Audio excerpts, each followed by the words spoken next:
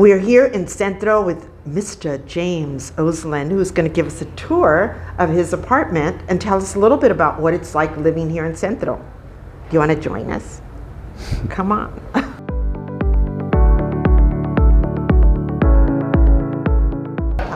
Welcome to my beloved apartment in Mexico City, which is in the Centro neighborhood. I've lived here for about 5 years, and I have to tell you, I think this is truly one of my favorite apartments of the very many that I have ever lived in my entire life. This is my favorite room in the apartment. I actually don't sleep here. It's a guest bedroom, and it's also my office where I work. And what you're looking at there is the first book in my new book series, World Food Mexico City. We designed it here. We not only shot the book here and tested all the recipes and wrote all of the text, but we designed it here. And you know, when you're designing a book, it's really helpful to just actually be able to see it and not just look at it on a computer, but have actual pieces of paper in your hands as you figure out the flow and pace of the book. And here where we are right now is my favorite place and my favorite room in the house. It's a small little balcony, and I do a lot of my work here, and it overlooks this beautiful plaza, and it also overlooks Claustro Sor Juana, which is now one of the country's most important arts universities, but 5 centuries ago was briefly home to Sor Juana, who is considered really the poet laureate of Mexico. And she briefly lived here.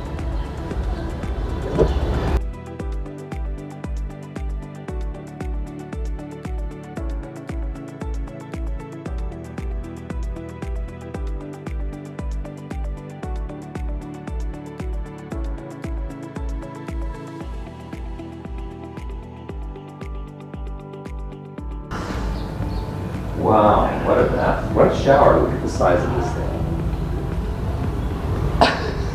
That's why they That's call what it they the call it, Don Don John's bathroom. Okay. Look, it Nice is. It's like natural light. you can have a party in that shower stall. I love the light in this apartment. Yeah. And I love the southern exposure aspect. And I like the lighting and everything. And all of this, the bathroom setup was this way when you rented the... All the units in the building are basically the same.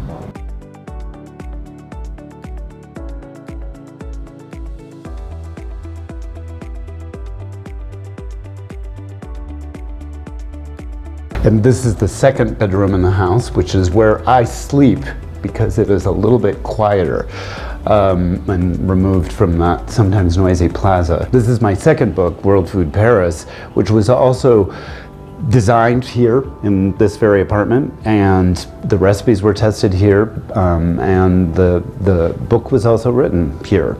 It's made in Mexico, hecho en Mexico, although it's about Paris. Now you know where our intro came from.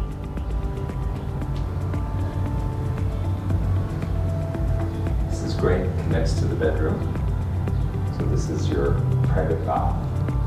And now into The living room. I spent a lot of time in this room, and one of the things that I love the most about it is its gorgeous, rich, natural light, which makes me so very happy. So, James, can you tell us a little bit about how this particular table and some of the furniture in here I know was made for you? Can you tell us about this table though? Because I love the fact that The best table I have ever owned in my life, and it was gifted to me by one of my closest friends, Naomi. And what is excellent about it is it has multiple shelves, and it makes for incredible storage because this is also a test kitchen. We're growing kombucha down here. There's the Happy Madre in the top. And it's you know, I love, this is the most utilitarian table ever, and it's basically like a gigantic storage room in the shape of a table. James, can you tell us a little bit about what you do for a living and what you do here in this apartment? I'm a writer and editor, and I am working on a book series, my lifelong dream project, which is called World Food. And it's kind of like a food encyclopedia that travels the globe, exploring in depth its best food destinations. Yay! So what attracted you to this particular neighborhood? You came to Mexico City and you're like, Centro is it for me.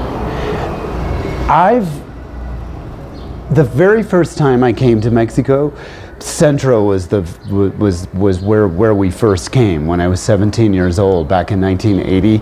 And for me, I know there are other fabulous, fantastic neighborhoods in Mexico City, but for me, Centro equals Mexico City, and I honestly, I could never imagine living anywhere else. Are there any cons? You can find everything you could possibly want in Centro, but sometimes you have to search really hard for it because there is simply so much here. There are so many shops, so many people, so many things for sale that sometimes even if you're just searching for, oh, I don't know, Ziploc bags, it can be a journey unto itself, but always the journey is interesting here, so there's a plus side too, a big plus side.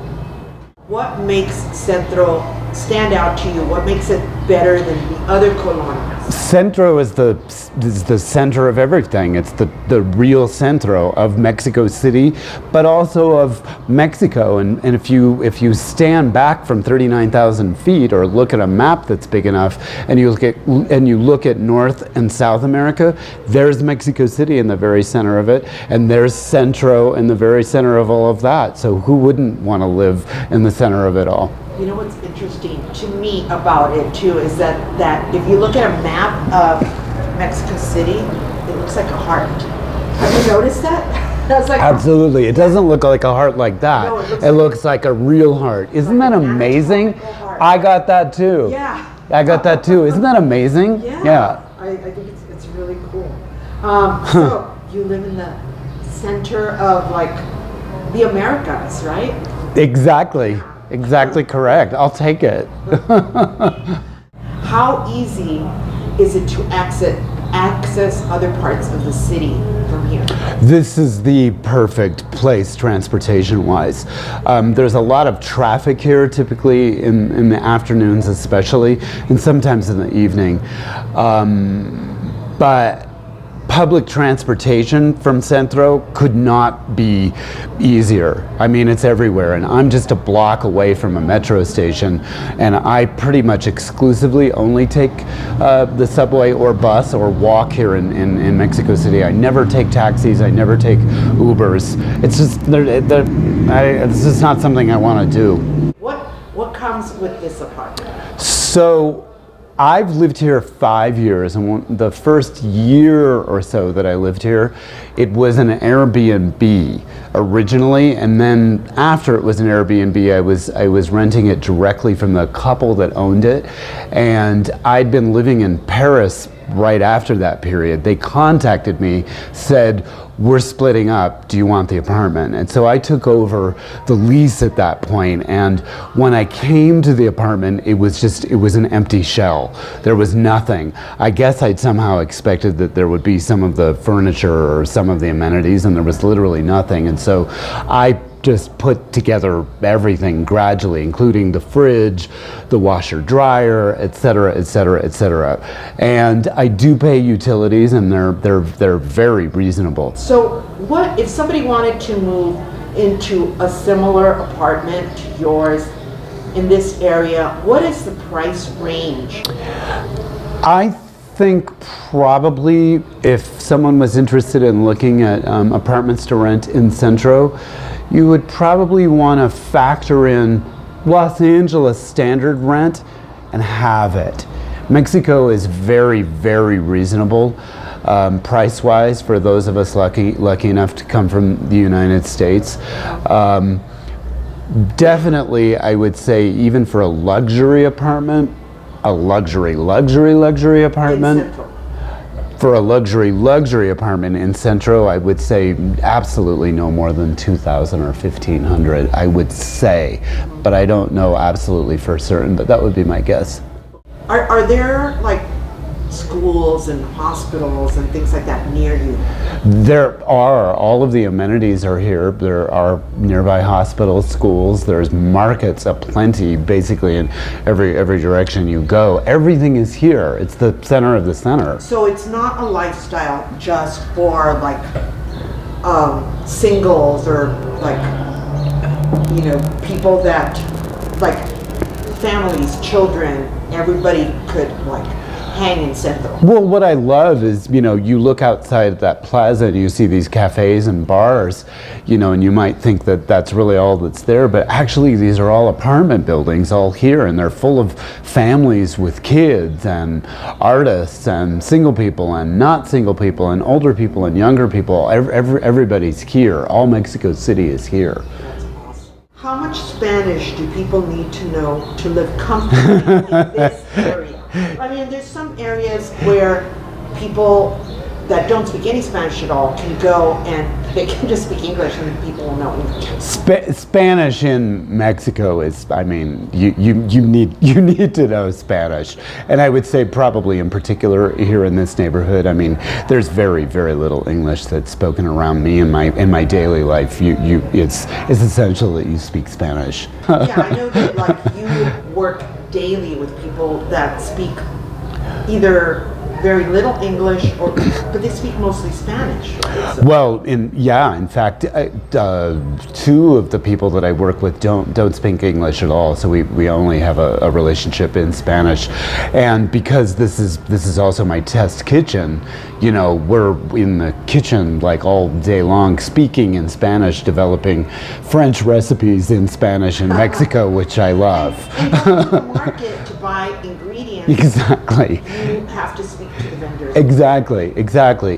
Which is honestly another plus of living here. People think that test kitchens need to be grand and glamorous and full of the latest equipment, but actually test kitchens for recipes should reflect a simple basic kitchen rather than an elaborate kitchen, because you're testing recipes for everybody, not just those are people who are lucky enough to have really glamorous kitchen equipment. If you're into cooking, culture, or travel, or even if you just like to look at fantastic photos of mouth-watering dishes, we strongly recommend you pick up James Oseland's World Food Paris and World Food Mexico City. We also recommend James's autobiography, Jimmy Neurosis. We both loved it. It just goes to show that once a punk, always a punk. Thanks for watching, and please hit that like and subscribe button for us. We appreciate it.